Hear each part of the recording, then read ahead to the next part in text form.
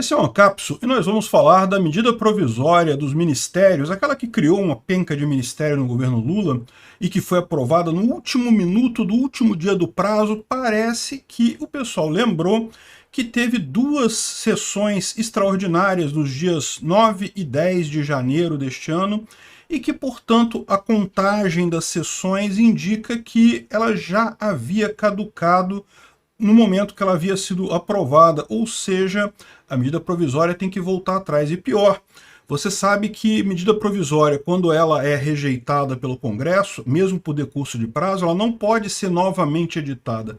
Vamos entender esse assunto. Essa notícia foi sugerida por Servidor Público Libertário e várias outras pessoas. Obrigado aí ao pessoal que sugeriu a notícia. Obrigado a você que está assistindo o nosso vídeo. Se você gosta do nosso conteúdo, por favor, deixe o seu like e se inscreva aqui no canal, né? Pois bem, vocês sabem, né? Essa questão da medida provisória dos ministérios, a gente falou sobre isso, é uma medida muito polêmica, uma medida que aumenta muito custos, e o governo Lula viveu uma situação absolutamente fora do normal, porque em todo governo brasileiro, quando o governo entra, ele faz essa reestruturação dos ministérios. O Bolsonaro fez, reduzindo o número de ministérios. Parabéns para ele. Reduzir ministério significa menos custo.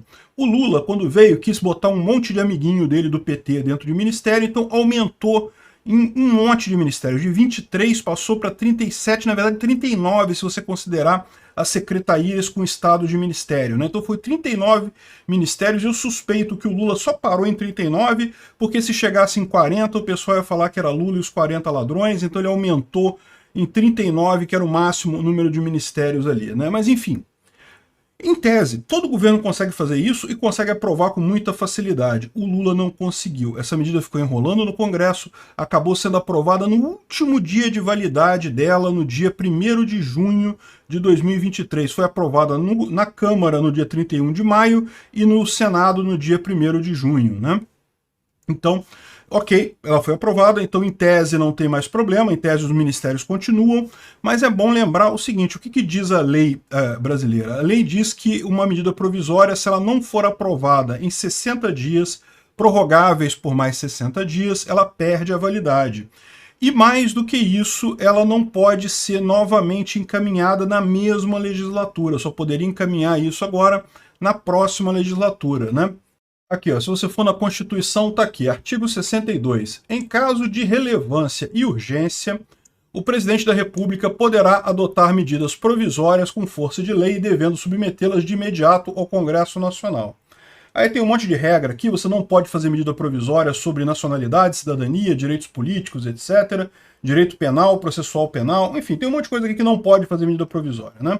As medidas provisórias, ressalvado o disposto não sei aonde, perderão a eficácia desde a edição se não forem convertidas em lei no prazo de 60 dias, prorrogáveis nos termos do parágrafo 7 por igual período. Então ela ficaria por 60 dias, mais 60 dias depois da edição, né?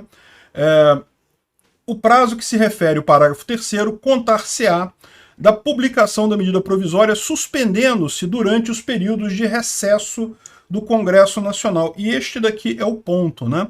Quando o Lula emitiu a medida provisória, o Congresso estava em recesso. Você lembra, né? O Congresso ele fica em recesso no mês de janeiro. Quando é no final de janeiro, encerra uma legislatura, entra outra legislatura, e daí você começa a contar a nova legislatura ali com os novos deputados eleitos, né? Então, em janeiro, teoricamente, o Congresso está em recesso, então não conta esse prazo de 60 dias.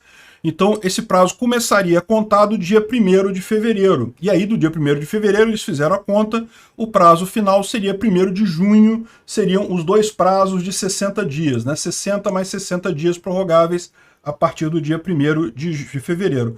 Só que, como lembra o pessoal da oposição, no dia 9 e 10 de janeiro, depois do episódio lamentável lá da invasão da Praça dos Três Poderes, o Congresso saiu de recesso, teve sessão extraordinária nos dias 9 e 10. Então, isso não era recesso.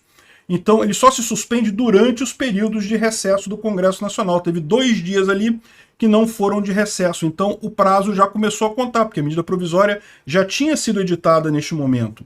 Então, esses 2 dias a mais que fazem a diferença. Isso faz com que o prazo final, ao invés do dia 1º de junho, como foi o cálculo do governo, seria no dia 30 de maio. E lembra, na Câmara só foi aprovado no dia 31 de maio, já tinha caducado a medida provisória. Aqui, ó, parágrafo 10. É vedada a reedição na mesma sessão legislativa de medida provisória que tenha sido rejeitada ou que tenha perdido sua eficácia por decurso de prazo. E o entendimento do STF é que essa reedição significa que você não pode simplesmente mudar uma coisinha e botar de novo. Então tem que fazer realmente uma medida nova. Ou seja, o Lula ia ficar complicado, ele ia acabar tendo que ficar com os ministérios do Bolsonaro mesmo, pelo menos até o ano que vem, né? Então, essa é a ideia. A oposição entrou com um pedido no STF.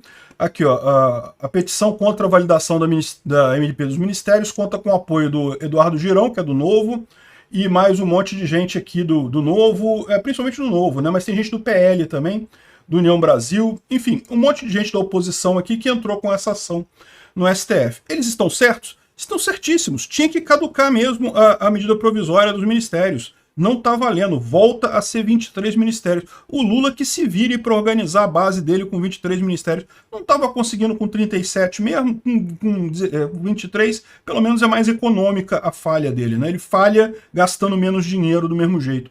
Então é isso daí, eu acho que estão certos, realmente. A grande questão dessa história é que quem vai julgar isso daí é o STF. E aí, a grande questão que eu vou falar para vocês é a seguinte, porque tem que ver em quem que vai cair essa medida provisória, porque dependendo do ministro que cair o sorteio, pode ser uma coisa ou pode ser outra. Os deputados todos pediram, olha só, uma liminar imediata para já agora ele já fazer valer isso daí, já acabar com os ministérios todos nessa liminar. O ministro que pegar isso, vamos supor que por hipótese seja o Cássio Nunes ou o André Mendonça. Ele pode ser que ele resolva conceder a liminar, ele tem esse poder, ele pode fazer isso, pode conceder uma liminar. Depois vai se avaliar o mérito, vai perguntar para o governo dá os direitos dele, coisa e tal, houve um lado, houve o outro, e no final das contas forma o voto. O que eu acho que vai acabar acontecendo é que o STF, vocês sabem, né, praticamente está ali ajudando o Lula, está mantendo o Lula no poder, porque se não fosse o STF, o Lula nem tinha, esse jabuti nem tinha subido nessa árvore, né? Mas enfim, então é muito provável que o STF dê um jeito de ajudar, mas de qualquer forma, imagina o caos que seria só meramente uma liminar que já fizesse acabar com os ministérios todos agora, mesmo que depois o STF decidisse que não, que o total tem que voltar aos ministérios todos, né? E a liminar, em tese, pode ser dada pelo juiz que pegar essa ação. Vamos ver para quem que vai cair o sorteio do STF, isso daí, né? Eu não sei, eu gosto de imaginar que o mecanismo de sorteio do STF é íntegro, né? E realmente tem chance igual de cair em qualquer ministro lá do STF. Vamos ver o que vai acontecer, pode ser divertido isso, né? Eu acho que assim, o STF, no final, a decisão final do STF, eu acho que ele vai acabar dando um jeito de dizer que não, porque sessão extraordinária não conta, não sei o que lá, ou então vai embarcar no caso, não, mas que os malefícios são piores do que os benefícios e não sei o que lá, a Constituição deixa para lá, está escrito aqui na Constituição, mas não importa, a gente tira um princípio aqui do cu nosso, uma hermenêutica pentadimensional aqui, e pronto, e diz que a Constituição não interessa o que está escrito lá, o que interessa é que não pode ter prejuízo para o país, né? Eu não duvido nada que eles tenham esse tipo de reação. Vamos ver o que vai acontecer daqui. A oposição está certa, de fato, caducou a medida, é para acabar os ministérios do Lula. Vamos ver o que vai acontecer. Obrigado por assistir o vídeo até o final.